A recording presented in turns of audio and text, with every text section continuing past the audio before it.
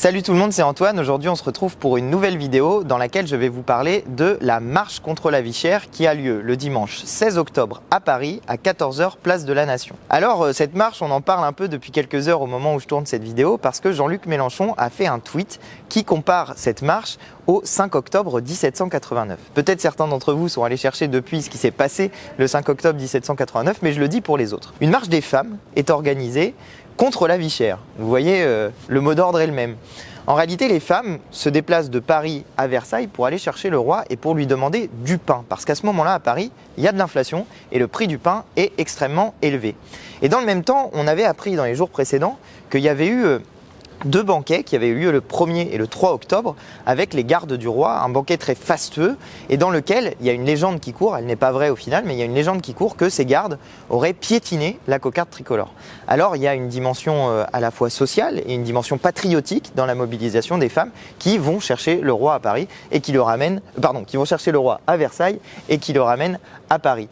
Et les effets politiques de cette marche sont très importants puisque le roi décide à partir de ce moment-là, enfin il est un peu contraint, de ratifier la Déclaration des droits de l'homme et du citoyen et de valider le principe d'une nouvelle constitution. Voilà un peu pour la partie historique. Mais si on trace le parallèle avec la situation d'aujourd'hui, il y a plusieurs choses qui sont flagrantes. Nous aussi, en 2022, nous souffrons de l'inflation et de l'augmentation des prix et le gouvernement ne fait pas grand-chose à ce sujet. Nous souffrons de l'inflation sur le gaz, sur l'électricité, sur les loyers quand on est dans les offices HLM et que les offices HLM sont déjà en train de répartir la hausse des prix de l'énergie sur les locataires. Nous souffrons de l'augmentation des prix de l'essence, de l'augmentation des prix de l'alimentation, bref, tout augmente, sauf les salaires, sauf les revenus des gens. Et puis, à l'autre bout de la chaîne, il y a aussi des ultra-riches qui font des grands banquets. Il y a ceux qui font des super profits, qui accumulent de la richesse, qui distribuent des méga dividendes en ce moment. Et donc, il y a ce sentiment que d'un côté, il y a ceux qui souffrent, ceux qui payent en quelque sorte, et puis de l'autre, ceux qui profitent, ceux qui accumulent la richesse. C'est donc pour ça qu'il faut organiser une marche contre la vie chère, parce qu'il est temps qu'on en finisse avec cette situation honteuse dans laquelle certains ont tout et d'autres n'ont rien. Alors j'ai entendu que M. Véran était très choqué par le tweet de Jean-Luc Mélenchon.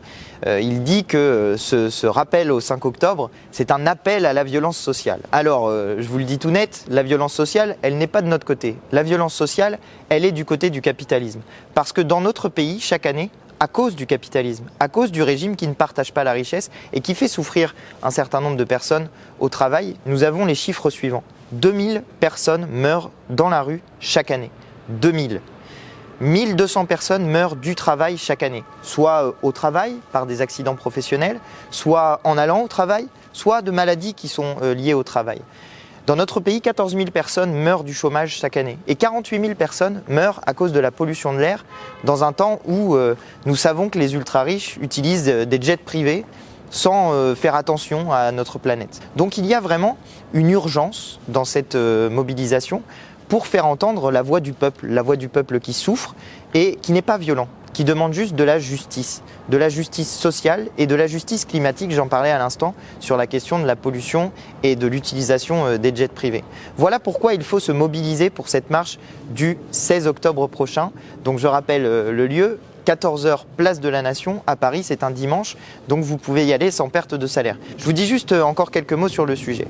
D'abord, vous pouvez trouver toutes les informations sur cette marche sur le site marche16octobre.fr, je vous mets le lien dans la description et en commentaire épinglé sur cette vidéo. Mais je veux vous dire aussi que vous pouvez vous rendre à cette marche même si vous habitez loin. Il y a des bus qui sont organisés et justement sur le site marche16octobre.fr, vous pourrez trouver un bus pour vous rendre à Paris pour participer à cette marche contre la vie chère et contre l'inaction climatique. Vous le savez, nous sommes le peuple français et le peuple français, dans son histoire, à plusieurs reprises, il y a eu des mouvements populaires, généralement liés à des questions sociales, et qui ont en même temps articulé des questions démocratiques.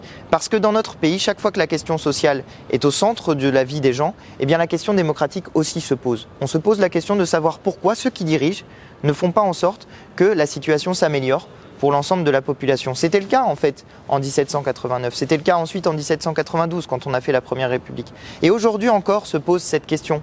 Pourquoi, alors que certains accumulent de la richesse, le reste des gens devraient pâtir de la situation. Cette situation n'est pas normale, elle n'est pas logique.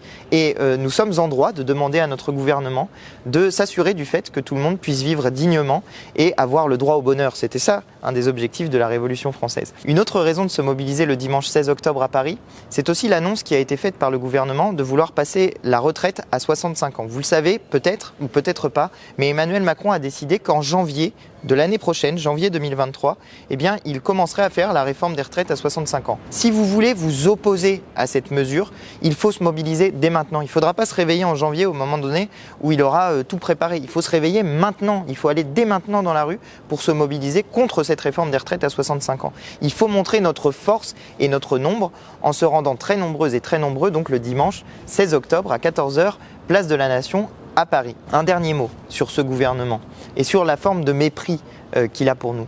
Vous le savez, dans la vie quotidienne, nous, notre sujet, c'est comment on va boucler le mois, c'est est-ce qu'on va allumer le chauffage, on a froid, et en même temps, on se dit, si on allume le chauffage maintenant, ça va déjà nous coûter cher.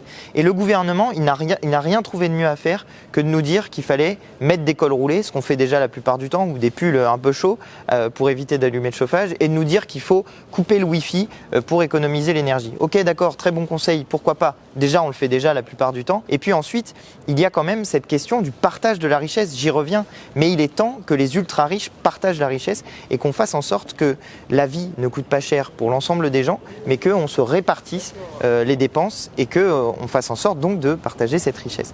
Voilà toutes les raisons d'aller se mobiliser le 16 octobre prochain à Paris.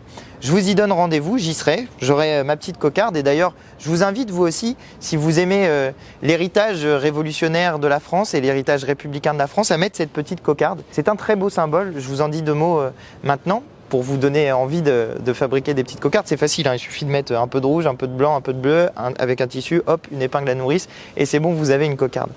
Comment naît cette cocarde? Eh bien, nous faisons la Révolution le 14 juillet, et puis en même temps que nous faisons la Révolution, nous mettons en place un pouvoir municipal à la commune de Paris.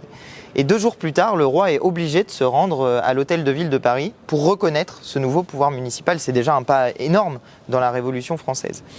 Et il lui est remis ce petit symbole, cette petite cocarde. Pourquoi? Eh bien parce que le bleu et le rouge, c'était les couleurs de la ville de Paris et que le blanc, c'était les couleurs de la monarchie. Et en quelque sorte, on était en train de dire avec ce symbole que désormais, le pouvoir du roi était encadré par le peuple. Eh bien, ce symbole, c'est celui qui a ensuite donné notre drapeau tricolore, notre drapeau français.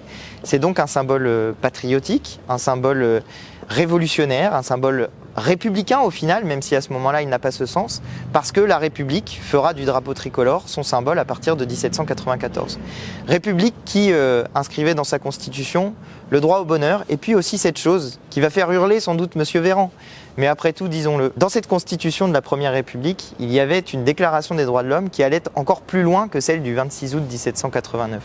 Cette déclaration des droits de l'homme, à son article 35, elle disait cette chose fantastique. Quand le gouvernement viole les droits du peuple, l'insurrection est pour le peuple et pour chaque portion du peuple le plus sacré des droits et le plus indispensable des devoirs. Vous voyez, à l'époque, on garantissait carrément le droit à l'insurrection. On a donc pas mal reculé depuis cette époque-là. Je ne suis pas en train de vous dire qu'il faut commencer l'insurrection, mais je suis en train de vous rappeler que l'histoire de notre pays, que l'histoire républicaine de notre pays, c'est aussi une histoire révolutionnaire et que, comme le disait Robespierre à ses collègues qui disaient oui, qu'est-ce que c'est que cette histoire, la révolution, ça commence à bien faire, il leur disait mais citoyens, vouliez-vous une révolution sans révolution? Eh bien, je crois qu'on en est un peu là, dans cette ambiance actuelle, dans cette ambiance où les ultra-riches font peser sur nous le poids de leurs grands banquets, tandis que nous avons besoin que d'une seule chose, c'est du pain, pour vivre dignement, pour nourrir nos gosses. Et nous n'aspirons pas à des grands jets privés ou je ne sais quoi, nous aspirons juste à une vie simple, avoir du travail, à pouvoir nourrir la famille, pouvoir éduquer les enfants, et rien de plus, mais aussi rien de moins. Voilà toutes les raisons pour lesquelles je vous appelle à vous mobiliser le dimanche 16 octobre à 14h, place de la Nation à Paris. Soyez vraiment très nombreuses et très nombreux pour montrer la force du peuple et pour rappeler à tous ces gens qu'un autre monde est possible, comme le disait très bien Jean-Luc Mélenchon dans sa campagne présidentielle.